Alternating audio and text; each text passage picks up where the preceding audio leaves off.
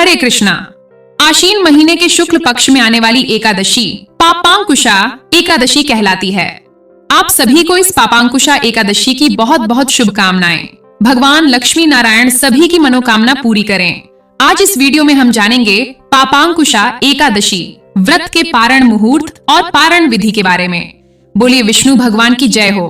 इस वीडियो में आगे जानेंगे कि इस बार पापांकुशा एकादशी व्रत का पारण करने से पहले भगवान विष्णु को कौन सा विशेष भोग अर्पित करना है, क्या खाकर आप व्रत खोल सकते हैं, हरिवासर का समय कब से कब तक रहेगा और किन किन सामग्रियों का दान करना चाहिए।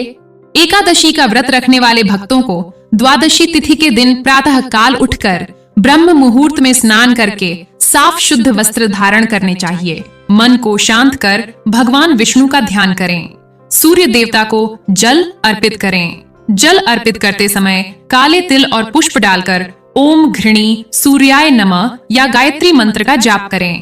पितरों को भी जल का तर्पण करें, क्योंकि द्वादशी तिथि का यह दान पुण्य पितरों की मुक्ति और संतान के कल्याण के लिए भी श्रेष्ठ माना गया है। अब जिस चौकी पर आपने एकादशी व्रत के दिन पूजा की है, वहां पर आप पूर्व दिशा की ओर मुंह करके अपने दाहिने हाथ में थोड़ा सा जल और पुष्प लेकर भगवान विष्णु से प्रार्थना करें।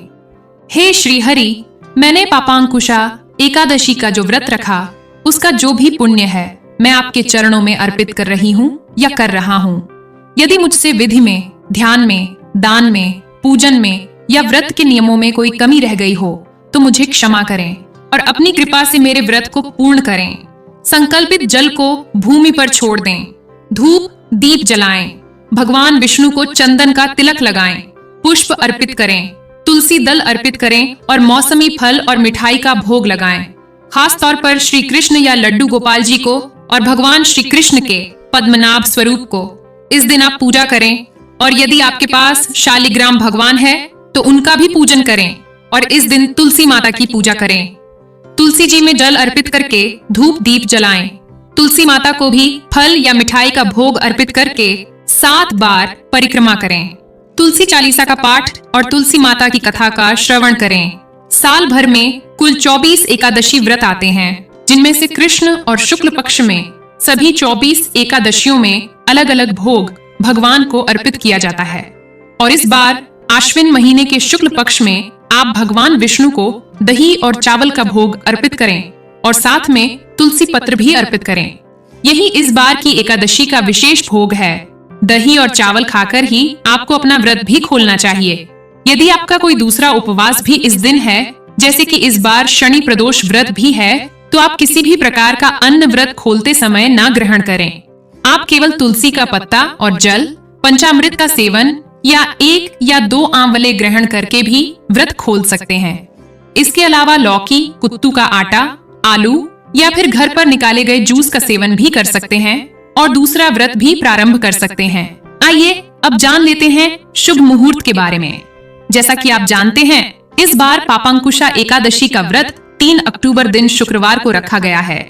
एकादशी तिथि 2 अक्टूबर गुरुवार को शाम 7:11 से प्रारंभ होकर 3 अक्टूबर शुक्रवार को शाम 6:32 पर समाप्त हो रही है।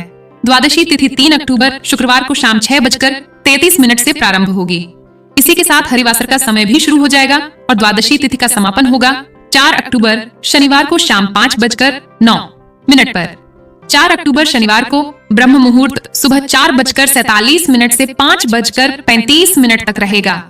सूर्योदय होगा सुबह 6:23 पर और सूर्यास्त होगा शाम 6:07 पर।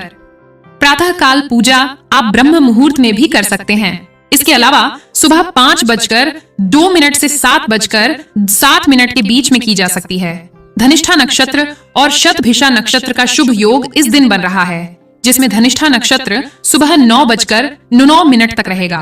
बाद में शतभिषा नक्षत्र प्रारंभ हो जाएगा। राहु काल सुबह 9 बजे से 10:30 तक रहेगा। हरिवासर का समय द्वादशी तिथि लगने के बाद 5 से 6 घंटे तक रहता है, जो कि 3 अक्टूबर शुक्रवार को ही देर रात 12 बजे तक समाप्त हो जाएगा। हरिवासर के समय भजन कीर्तन या जागरण करने का विशेष लाभ प्राप्त होता है। भूले से भी हरिवासर के समय व्रत नहीं खोला जाता है। आइए अब जान लेते हैं व्रत पारण मुहूर्त के बारे में। इस बार एकादशी का व्रत 4 अक्टूबर शनिवार को सुबह 6:16 से 8:45 के बीच में खोला जाएगा। जो भी भक्त निर्धारित मुहूर्त में व्रत का पारण नहीं करते हैं, उन्हें व्रत का पुण्य प्राप्त नहीं होता है। इसलिए व्रत हमेशा शुभ मुहूर्त में ही खोलना चाहिए, क्योंकि इस बार द्वादशी तिथि शाम तक रहने वाली है।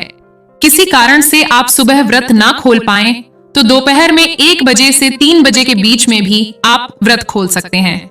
लेकिन फिर भी जहां तक हो सके सुबह के मुहूर्त में ही आपको एकादशी व्रत का पारणा कर लेना चाहिए। दोस्तों, उम्मीद है आपको यह वीडियो जरूर पसंद आई होगी।